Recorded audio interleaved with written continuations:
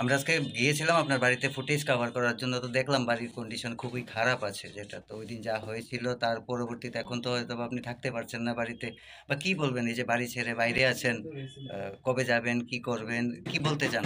এই ব্যাপারে এখনো আমি কিছু জানি না। আমি পুলিশকে কালকেও গিয়েছিলাম যে আমার ইম্পর্টেন্ট ডকুমেন্টসগুলো ওরা চুরি করে নিয়েছে, যার কারণে আমি বাড়িতে কি আছে না আছে সম্পূর্ণভাবে জানি না। যতটুকু আমার ছেলে মেয়ে গেছে দেখলাম যে আমার নিত্য প্রয়োজনীয় ডকুমেন্টসগুলো I card, Aadhaar card, pan card এবং জায়গার আমার যে জায়গার দলিল পর্চা ওইগুলা, আমার পাসপোর্ট A to Z, তাছাড়া আমি যে স্বর্ণ গয়না কিনেছি ওইগুলার ডকুমেন্টস কালিকা জুয়েলারিতে কিনেছি যে সবগুলোই ওরা নিয়ে গেছে।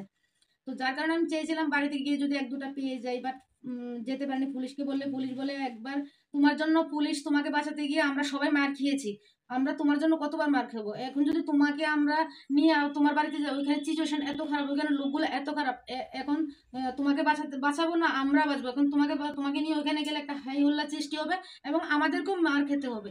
যার কারণে আমি চাই না যে তুমি এখন যাও, পরিস্থিতি সামালে আসুক, সবাই অ্যারেস্ট হোক। অ্যারেস্ট হওয়ার পরে আমরা ইনভেস্টিগেশন করছি, কেস হয়েছে, দেখছি কি করা যায়, তারপর তুমি আমরা পারমিশন, উপর থেকে পারমিশন আসলে তারপর তুমি বাড়িতে যাবে। কিন্তু বাড়ি ঘরের আমার যে স্বর্ণ গয়না, 30 ভরি স্বর্ণ, 50 ভরি রূপা, 7 লাখ টাকা, চারটা আমার ছেলে মেয়ে, দুটা সাত মোবাইল লাখ টাকা আমার। কি আপনার নগদ ছিল হ্যাঁ, করে? 7 লাখ টাকা আমার নগদ ছিল, আমার ব্যাংক স্টেটমেন্টও আমার কাছে আছে, আমি সেটা আইনের কাছে প্রমাণ দেবো। আর চারটা মোবাইল, দুটা মোবাইল ওপো মোবাইল, আর একটা ভিভো V30e, আর একটা আলট্রা S24, যেটার দাম ছিল 1,35,000 টাকা।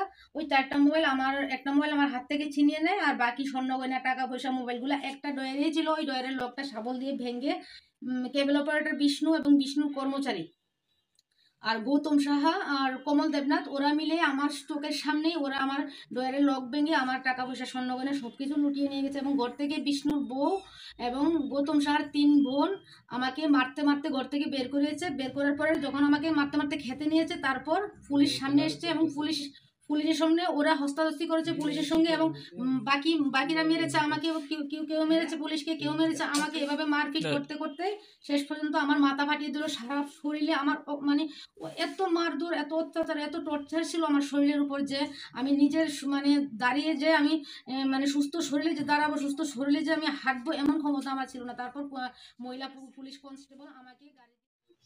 25শে ডিসেম্বর আপনার উপর যে আক্রমণ হয়েছিল, তো যারা ছিল আক্রমণকারীর এলাকার লোক যারাই ছিল তাদের মধ্যে কিছু বলার আছে আপনার? কারোর বিরুদ্ধে কিছু বলবেন? হ্যাঁ, আমার বলার আছে, কারণ আমার এলাকাতে যারা আমাকে বাড়ি ঘরে থাকতে দিচ্ছে না, এমন আমাকে আক্রমণ করছে, আমার বিরুদ্ধে চক্রান্ত করছে, বিভিন্ন বাজে কাজের সাথে আমাকে জড়িয়ে দিচ্ছে মিথ্যা অভিযোগে। এর মধ্যে একজন আছে আমার এলাকারই সাংবাদিক, ওনাকে সবাই চিনে। তো এছাড়া আমার এলাকার বুথ প্রেসিডেন্ট, বুথ সভাপতি মিনাল কান্তি উর্ফে যারে সবাই মিনু নামেই ডাকে, মিনু বললে সবাই চেনে। উনি বাম আমলের রতনলাল নাথের খুব কাছের লোক ছিল। তো তখন উনি খুব আকাম কুকাম করতো, কিন্তু উনার ভয়ে কেউ কোনোদিন মুখ খোলেনি, পুলিশও উনাকে অ্যারেস্ট করতে পারেনি, বা পুলিশও উনার কুকর্মের কারণে কিছু করতে পারেনি। তো ত্রিপুরাতে বিজেপি সরকার আসার পরে উনি বিধায়ক সুরজিৎ দত্ত স্যারের হাতে পায়ে ধরে বিজেপিতে নাম লেখায়। তারপর উনার কুকর্মের কারণে সুরজিৎ দত্ত উনাকে মাইকে অ্যানাউন্স করে উনাকে ভালো হওয়ার জন্য অনেক হুমকি ধমকি দেয়।